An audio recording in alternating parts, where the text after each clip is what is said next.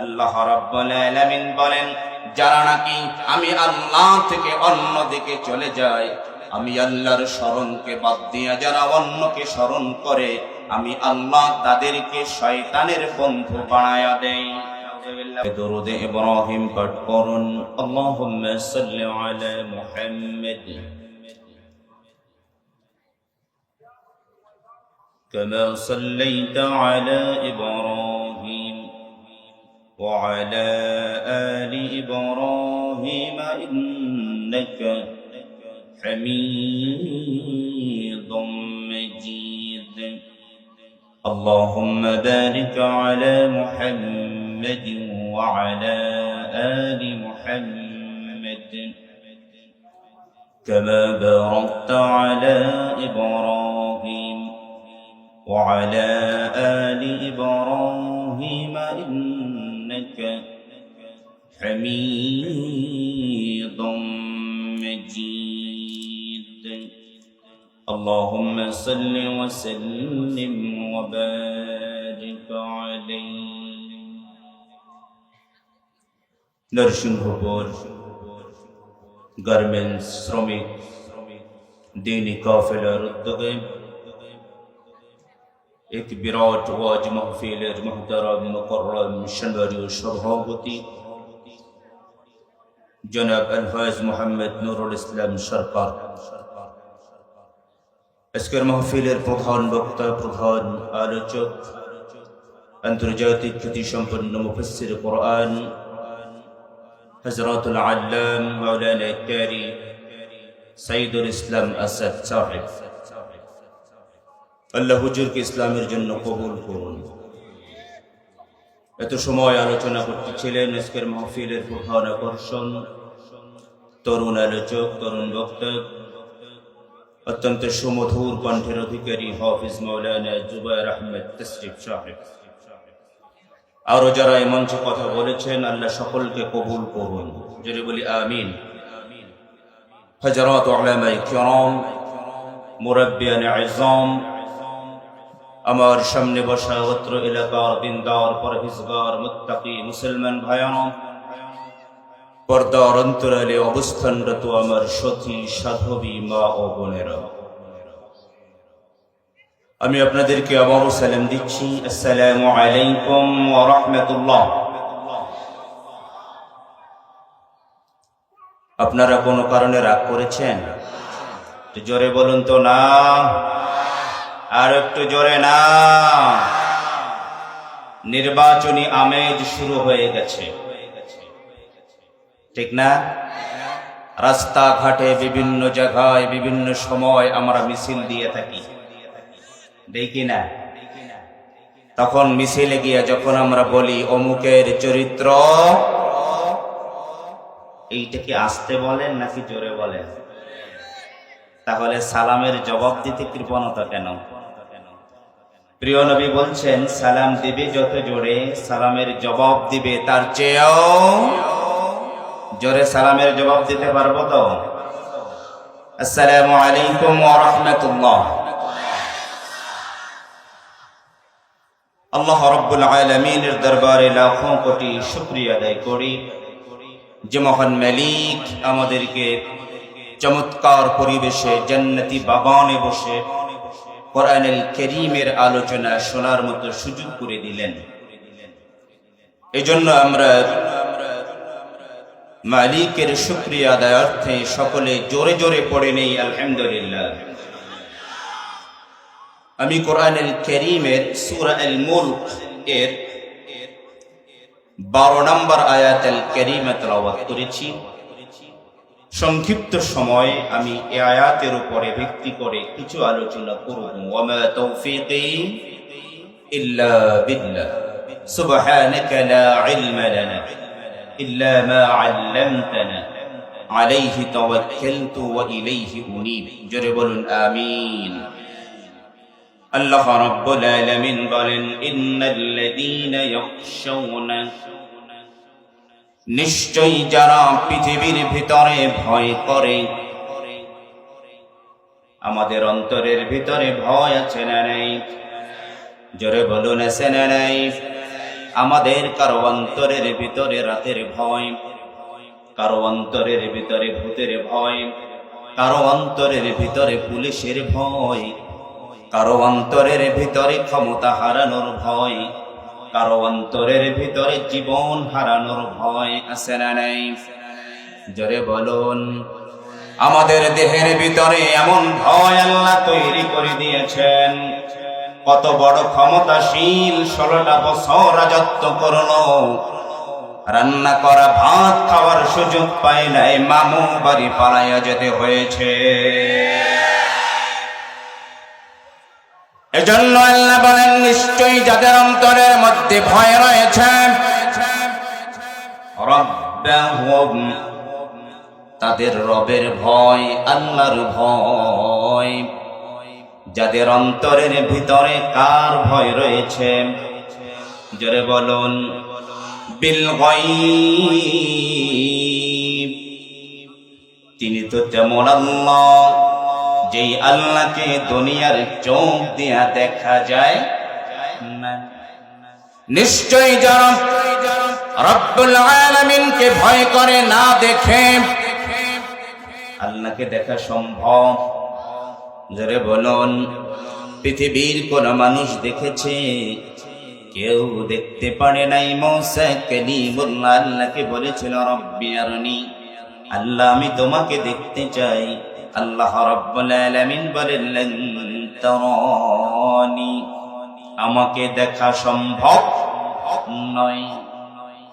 আল্লাহর নবী যখন মেরাজ থেকে ফিরে এসেছিলেন, সাহাবায়ে কিরাম জানতে চাইল, ইয়া রাসূলুল্লাহ, আপনি তো বলেছেন, আল্লাহর কালাম বলেছে, ফাকানা কাবা কাউসাইনি আও আদনা, দুই ধনুকের মিলনস্থল যতটা নিকটে হয়, প্রিয় নবী আল্লাহর ঠিক ততটা কাছে চলে গেছে। ইয়া রাসূলুল্লাহ, আপনি কি আল্লাহকে দেখেছেন? প্রিয় নবী বলেন, সাহাবীরা প্রশ্ন করো না, চুপ থাকো, তবে এতটুকু জানো, আমি আল্লাহর একদম নিকটে চলে গিয়েছিলাম। পৃথিবীর চোখ দিয়ে আল্লাহকে দেখা যাবে না, দেখা সম্ভব নয়, কেউ দেখতে পারে নাই। তাই আল্লাহ রাব্বুল আলামিন বলেন, নিশ্চয়ই যারা আমি আল্লাহকে না দেখে ভয় করে, লাহুম মাগফিরা, আল্লাহ রাব্বুল আলামিন বলেন, আমি আল্লাহ তাদেরকে ক্ষমা করে দিব। ওয়া আজরুন কাবীর, আর আমি আল্লাহ তাদেরকে অনেক বড় একটা পুরস্কার দান করে দিব। আল্লাহ রাব্বুল আলামিনকে যদি পৃথিবীর মানুষেরা ভয় করে চলে, আল্লাহ বলেন, আমি তোমাদেরকে ক্ষমা করে দিব। শুধুমাত্র ক্ষমাই নয়, আমি আল্লাহ তোমাদেরকে অনেক বড় পুরস্কার দিয়ে দিব। আল্লাহকে ভয় করা দরকার আছে না নাই? জোরে বলুন, আছে না নাই? আমাদের সমাজের ভিতরের মানুষদের মধ্যে যদি আল্লাহর ভয় বদ্ধমূল থাকত, তাহলে সমাজের ভিতরে বেনামাজি খুঁজে পাওয়া যাইত না। কথা বলেন। সমাজের ভিতরে জেনাখোর খুঁজে পাওয়া যাইত না, টেন্ডারবাজি হতো না, লড়তারাজ হতো না, রাহাজানি হতো না, হামলা মামলা হতো না, পরের জমি দখল হতো না, পরের ঘের দখল হতো না, গার্মেন্টস দখল করে মালিককে জিম্মি করে টাকা ইনকাম করা বন্ধ হয়ে যাইত। ঠিক কিনা? আমাদের অন্তরের মধ্যে যদি আল্লাহর ভয় থাকত, তাহলে সমাজের ভিতরে কোনো যাত্রা হতো না, সিনেমা থাকতো না, থিয়েটার থাকতো না, গাজির গীত থাকতো না। আমাদের সমাজে শুক্রবার যেইভাবে মসজিদগুলো মুসল্লি দিয়ে পরিপূর্ণ হয়ে যায়, ফজরের নামাজও মসজিদে শুক্রবারের মতো মুসল্লি ভরপুর থাকতো। ঠিক কিনা? আমাদের অন্তরের ভিতরে আল্লাহর ভয় খুব কমই রয়েছে, খুব কম আমরা আল্লাহকে ভয় করে থাকি। আমাদের অন্তরের ভিতরে শয়তান বাসা বেঁধে নিয়েছে।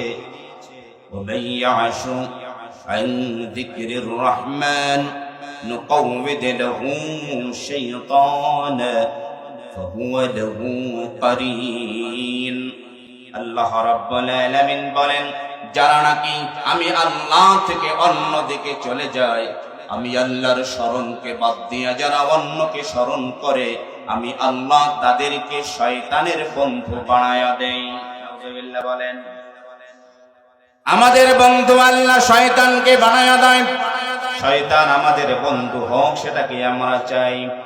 কথা বলুন, আমাদের বন্ধু হবেন কে? জোরে বলুন কে? আল্লাহু ওয়ালিয়ুল্লাযীনা আমানু ইখরিজুহুম মিনাজ-যুলুমাতি ইলান নূর। জোরে বলুন আল্লাহু আকবার।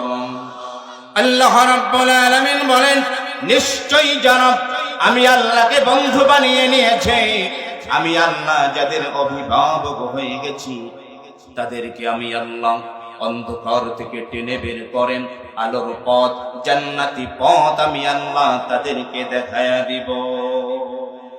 সুবহানাল্লাহ বলেন। জান্নাতি পথ হলো কোরআনের পথ, ঠিক না বেঠে? জান্নাতি পথ হলো হাদিসের পথ, এছাড়া দ্বিতীয় কোন পথ, কথা বলুন, আছে নাকি? পৃথিবীর একমাত্র সংবিধান, সকল সমস্যার সমাধান কেবলমাত্র মুসলমানদের জন্য আল কোরআন, ঠিক কিনা? জোরে বলুন। অথচ আমাদের সমাজের মানুষেরা, আমাদের সমাজের কিছু কিছু নেতারা কোরআনের বিরুদ্ধে কথা বলে, হাদিসের বিরুদ্ধে কথা বলে, আলেমদের বিরুদ্ধে কথা বলে, মাহফিলের মঞ্চে দাঁড়ায় বলে কোরআনের আইন পালন করা উচিত। আবার দুর্গা পূজায় গিয়া দুর্গার মায়ের সামনে গিয়া মাথা নত করে, দুর্গা মায়ের প্রশংসা করে। এরকম নেতা আমাদের সমাজে আছে না নাই? কথা বলুন, আছে না নাই? মুসলমানদের একমাত্র সংবিধানের নাম হলো কোরআন, ঠিক না বেঠে? এই কোরআন অনুযায়ী চলতে হবে, কোরআন অনুযায়ী জীবন গঠন করতে হবে।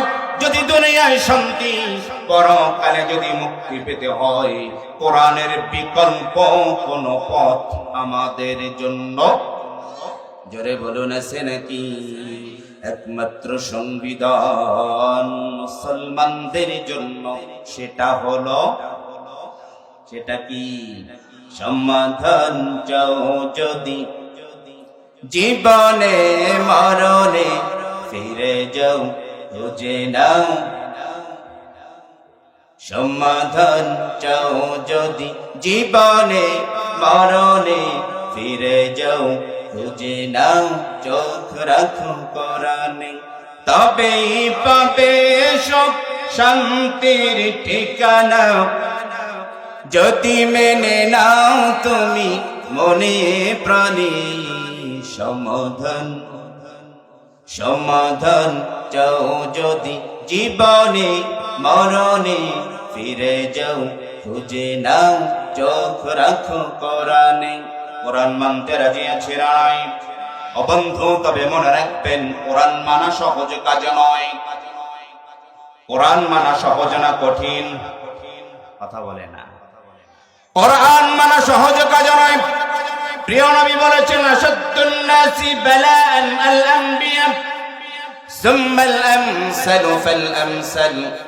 জান্নাত পাওয়ার জন্য এই পৃথিবীর ভিতরে সবচেয়ে বেশি কষ্ট করেছে নবীরা। সুতরাং নবীর পথে চলবে যারা, বিপদে মুসিবতে পড়বে তারা।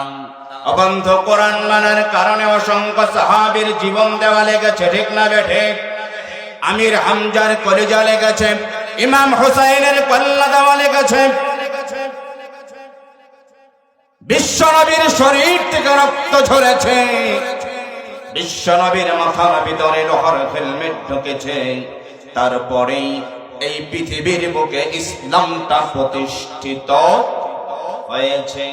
আমরা যদি মনে করি শুধুমাত্র মসজিদে গেলাম, নামাজ পড়লাম, মাঝে মাঝে জিকির করলাম, মাঝে মাঝে দান সদকা করলাম, টাকা পয়সা হলো, আমরা হজ করে আসলাম আর জান্নাতে চলে গেলাম। ও বন্ধু, এটা ভুলের বুদ্ধি নিমজ্জিত হয়ে থাকবো আমরা। জান্নাত যদি পেতে হয় তাহলে কোরআনের হুবহু আইনগুলো নিজের জীবনে, ব্যক্তিগত জীবনে, পারিবারিক জীবনে, সামাজিক জীবনে, রাষ্ট্রীয় জীবনে, সর্বত্র জায়গায়, রান্নাঘর থেকে শুরু করে সংসদ ভবন পর্যন্ত, জন্ম থেকে শুরু করে মৃত্যু পর্যন্ত গোটা সেক্টরে কোরআনের আইন মানা দরকার আছে না নাই?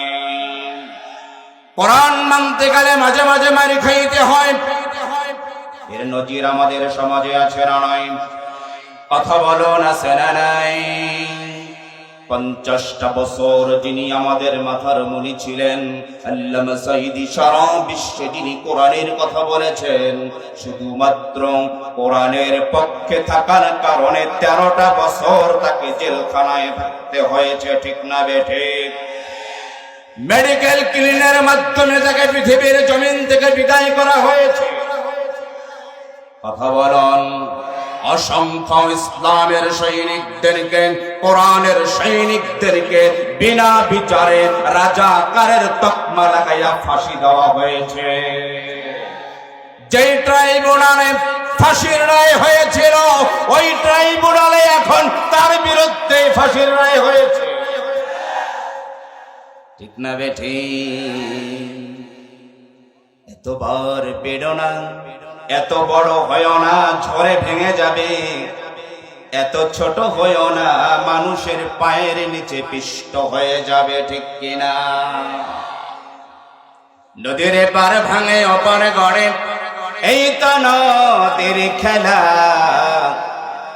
সকাল বেলার বাদশারে তুই ফকির সন্ধ্যা বেলা। এজন্য বলেছি বন্ধু, কোরআনের পথে চলতে গেলে মারি খাইতে হয়, কোরআনের পথে চলতে গেলে গালি শুনতে হয়, কোরআনের পথে চলতে গেলে পুলিশের লাঠির বাড়ি খেতে হয়, কোরআনের পক্ষে চলতে গেলে জেলে যেতে হয়, কোরআনের পক্ষে চলতে গেলে ফাঁসির রশি গলায় ঝুলাতে হয়। তবে বীর মুজাহিদ যারা, কোরআনের সৈনিক যারা, আল্লাহর ভয় যাদের অন্তরের মধ্যে রয়েছে, হাজারো বাধা, হাজারো বিপত্তি, হাজারো জেল, হাজারো জুলুম, হাজারো মুসিবতের মধ্যে তারা জীবন দিতে রাজি হয়ে যায়, রক্ত ঝরাতে রাজি হয়ে যায়, কোরআনের পথ থেকে এক চুল পরিমাণ দূরে সরে যেতে রাজি হয় না, ঠিক কিনা? জেল, জুলুম, জরিমানা, দেশ ত্যাগ যাই আসুক না কেন, আমরা কোরআনের পক্ষেই থাকবো, রাজি আছি মুসলমান। সব বিলিয়ে দিব, তারপরেও কোরআনের পথ থেকে এক চুল পরিমাণ দূরে সরে যাব না।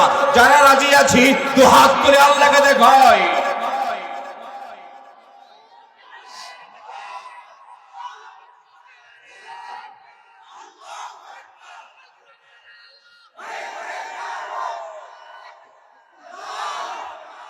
আল্লাহ কবুল করুন।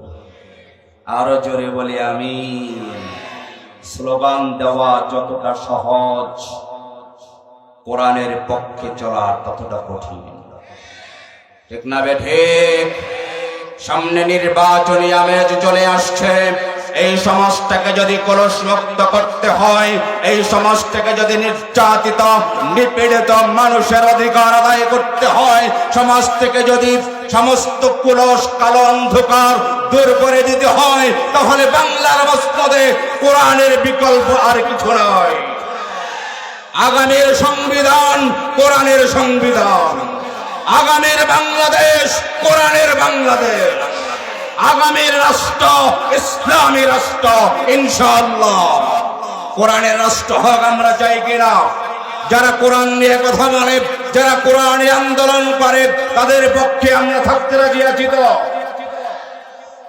দেখা যাবে সামনে, ঠিক না? শুধু কথায় নয়, কাজেও আমরা পরিচয় দিতে চাই। কারণ আমাদের অন্তরে পৃথিবীর কোনো ভয় নাই। কার ভয়? জোরে বলুন, কার ভয়?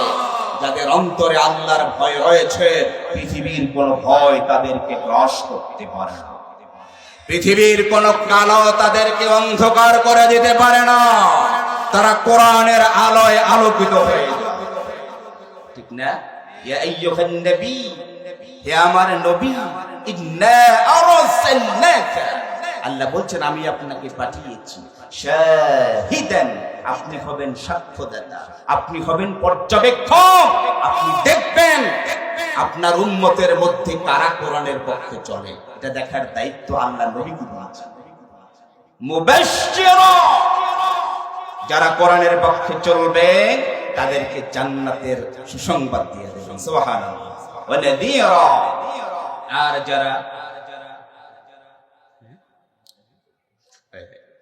আর যারা কোরআনের বিপক্ষে চলে যাবে তাদেরকে আপনি জাহান্নামের দুঃসংবাদ দিয়ে দেবেন। এই দায়িত্ব আল্লাহ নবীকে দিয়েছে। কাকে দিয়েছে? এখানে আমরা যারা আছি সবাই মুসলমান কিনা? কথা বলেন, মুসলমান কিনা? এখন বিশ্বনবী যদি কিয়ামতের ময়দানে আপনার আমার বিরুদ্ধে সাক্ষী দিয়া বলে এই মানুষগুলো নরসিংহপুর মাহফিলে গিয়ে বলেছিল কোরআনের পক্ষে থাকবো, অথচ এমন আন্দোলন করেছে যে আন্দোলনের মধ্যে নারায়ে তাকবীর, আল্লাহু আকবার স্লোগান দেওয়া হয়, কথা কয় না? মুসলমানদের জন্ম থেকে শুরু করে মৃত্যু পর্যন্ত আল্লাহু আকবার, ঠিক না বেঠিক? জন্মগ্রহণ করেছি, পৃথিবীতে এসেছি, ডান কানে আজান বাম কানে ইকামত দেওয়া হয়েছে কি হয় নাই? কথা বলুন। জন্মের পরে আল্লাহু আকবার, নামাজে দাঁড়াইয়া আল্লাহু আকবার, জানাজায় দাঁড়াইয়া আল্লাহু, সব জায়গায় একটাই স্লোগান, সেটা হলো আল্লাহু। জোরে বলেন আল্লাহু, এক আঙ্গুল উঁচু করে বলুন আল্লাহু আকবার। ইসলামী অনুসারী অগ্রসেনানী যারা, নারায়ে তাকবীর বলে সামনে দাঁড়াও। ইসলামী অনুসারী অগ্রসেনানী যারা, নারায়ে তাকবীর বলে সামনে দাঁড়াও। কালেমার নিশান যদি নিজ হাতে ধরবে তুমি, বজ্র ধ্বনিতে দুহাত বাড়াও। ইসলামী অনুসারী অগ্রসেনানী যারা, নারায়ে তাকবীর বলে সামনে দাঁড়াও। মিথ্যায় ভরে গেছে ধরণী, সত্যের আলো কভু নিভেনি। দুহাত শক্ত করে আলোর মশাল ধরে, তোমরাই কাতারের সামনে দাঁড়াও। ইসলামী অনুসারী অগ্রসেনানী যারা, নারায়ে তাকবীর বলে সামনে দাঁড়াও। আমরা কাতারের সামনে থাকবো না পিছনে থাকবো? সামনে থাকবো না পিছনে থাকবো? বুলেট আসলে আমার বুকে আগে, মান আসলে আমার বুকে আগে। জেলে যেতে হলে সবার আগে আমি জেলে, ফাঁসির রশিতে ঝুলতে হলে সবার আগে আমি থাকবো। তারপরেও কোরআনের পথ থেকে, কোরআনী আন্দোলন থেকে দূরে সরে যাব না। রাজি আছি তো ইনশাআল্লাহ? আল্লাহ রাব্বুল আলামিন আমাদের সকলকে ইসলামের জন্য কবুল করুন। আর জোরে বলুন আমিন। আজকের মতো হায়াত শেষ, আবার যদি কখনো সুযোগ হয় ইনশাআল্লাহ আপনাদের সাথে কোরআন এবং হাদিসের আলোকে কথা হবে, কোনো এক মঞ্চে, কোনো এক ময়দানে ইনশাআল্লাহ। দোয়া চাই। হাদা মা ইনদি ওয়া লা ইলমু ইনদাল্লাহ আলাইহি তাওয়াক্কালতু ওয়া ইলাইহি উনীব। ওয়াসসালামু আলাইকুম ওয়া রাহমাতুল্লাহি তাআলা ওয়া বারাকাতুহু।